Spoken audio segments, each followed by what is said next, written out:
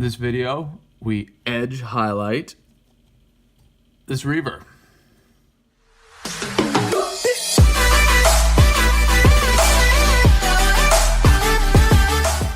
Before we get to the edge highlighting, we're going to do a quick dry brush of Dawnstone over the jointy bits that I painted with a Mechanica Standard Gray.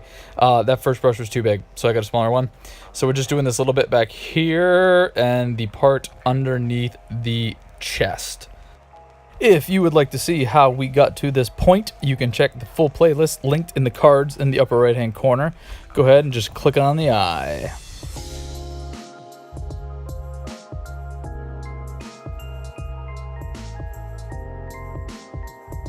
Alright, we're going to get some Ghost Gray, and we're going to start edge highlighting this Space Marine. Edge highlighting is just what it sounds like. We're going to be taking a color that is a lighter color than our base tone, and we're going to be going over all of the edges. I think I said Ghost Gray before. It's actually Wolf Gray from Vallejo. This is actually a little bit lighter probably than what I would prefer, but it is the paint that I have, so that is the paint that we are going to use. I've been taking my inspiration for this kill team from Scott Walters over on the Maniac channel and his Heavy Metal Marines, where he is painting Space Marines within the heavy metal style. So what does that mean, heavy metal style? So the traditional highlighting, or what most people refer to as highlighting, is where you would take your miniature, and as you move to the top of your miniature, your intensity of color, not intensity of color, but brightness of color would increase, and the most extreme parts and the edges would have the brightest color. This is also referred to sometimes as Zenithal Highlighting, because it's as if the sun were at its zenith, or right above the miniature, shining down, so the toppermost parts would get the light, and then the parts at the bottom and the parts that were shadowed would not be getting as much light.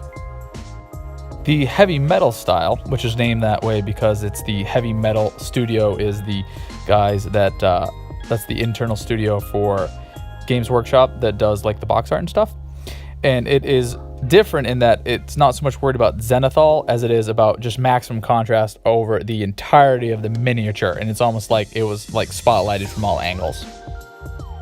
One of the hallmarks of the heavy metal style are lots and lots of edge highlights, often between 2 even to 4 or 5 edge highlights depending on the model, and they'll do this across the entirety of the model regardless of where it's located on the mini. It's almost kind of like the Tron-like effect, and it's a very sci-fi kind of thing.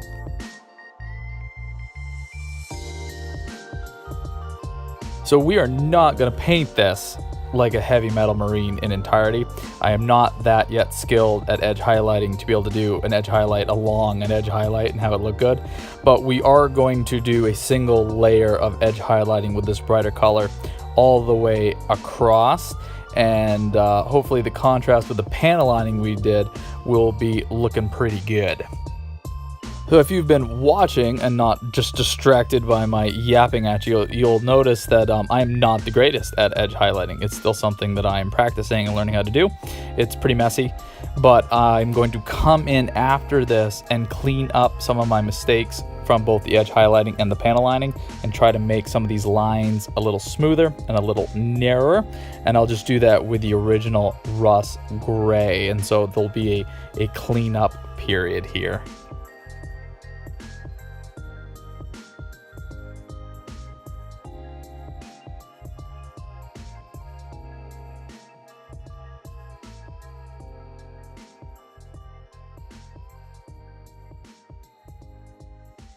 So I just started at the bottom of this guy and found every edge that was apparent to me and started working my way up to the top of the model. And now we're going to go ahead and do this on the arms as well. And here, you know, there's some kind of peaks in the middle of bits, and I'm going to try to get those with a nice edge highlight as well. If you want to practice edge highlighting, I would say that these Primaris Reivers are pretty good models.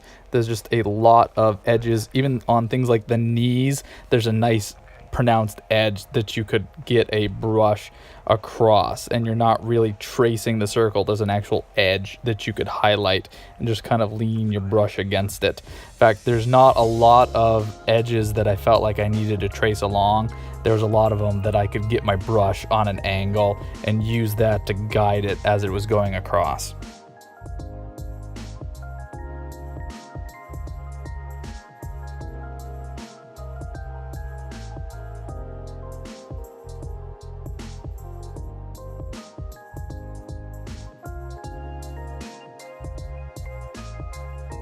Later on, when we focus specifically on the arms and the shoulder pads, we are going to do some edge highlighting on the gray chapter pad, and we'll do some edge highlighting on the gun, both the black and also the metal. But right now, I'm just focusing on the blue armor.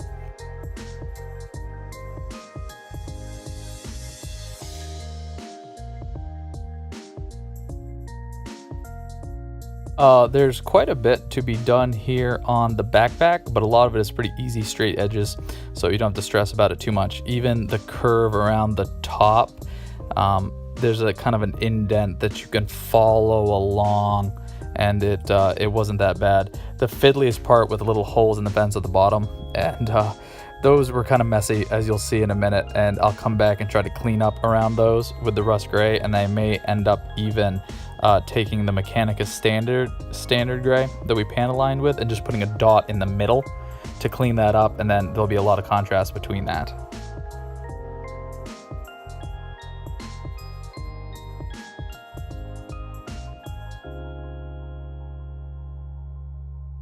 The helmet, I'm going to slow down a little bit and actually try to be more precise, because just the way our brains are wired, we're naturally drawn to faces, and that's true of even on models. So if I make sure that everything is kind of straight and clean on the helmet, and I'm even going to come back and I will do some additional edge highlighting on this one, so even lighter colors just to make the details really pop. People will be much more forgiven on the rest of the model if the head looks really nice. So we're going to kind of do a little bit extra effort to make this head look really nice. When it comes to sub-assemblies, I think having the head on its own pin is just the best for painting, because I can kind of get it all spun around and get into details and not have to worry about like shoulder pads and the backpack getting in the way.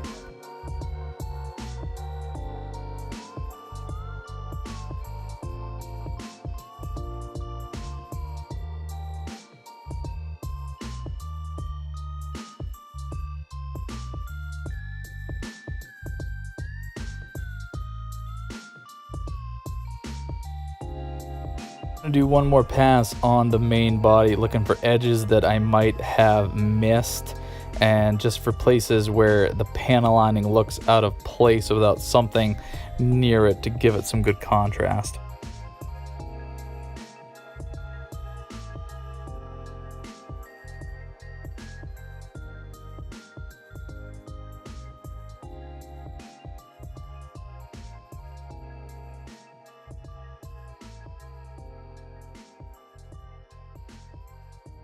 Now, after my sloppy panel lining and my sloppy edge highlighting, she's looking a little messy, but we're going to come in and do some cleanup and thin out some of those lines and reinforce the original rust gray. And that is how I hobbied today. If you would please let me know how you hobbied today down in the comments, and come back tomorrow, and I think we're going to start working on some leather bits.